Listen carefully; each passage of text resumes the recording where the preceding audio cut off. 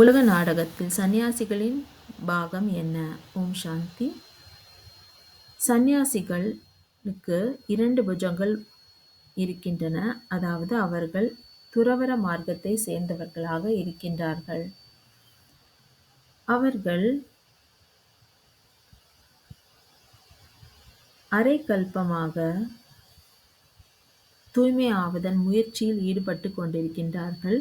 ஆதலால் அவர்களுக்கு வீடோ பிள்ளைகளோ இல்லை.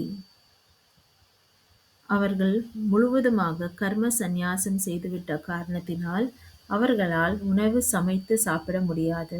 ஆதலால் அவர்கள் இல்லற மார்க்கத்தை சேர்ந்த நம்மிடம் யாசிக்கின்றார்கள்.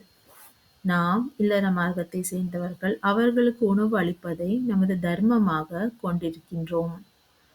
ஏனென்றால் அவர்கள் நாம் அரை கல்பத்திற்கு பிறகு தூய்மையற்று விடுகின்றோம்.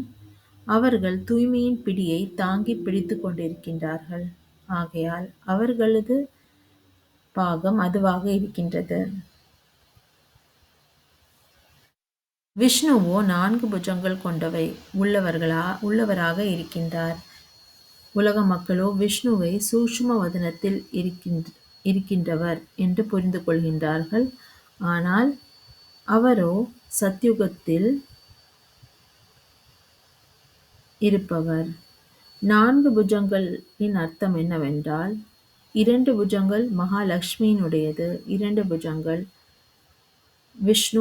மகாவிஷ்ணுவினுடையது. ஆக 4 புஜங்கள் சேர்த்து காமிக்கப்பட்டிருக்கின்றது.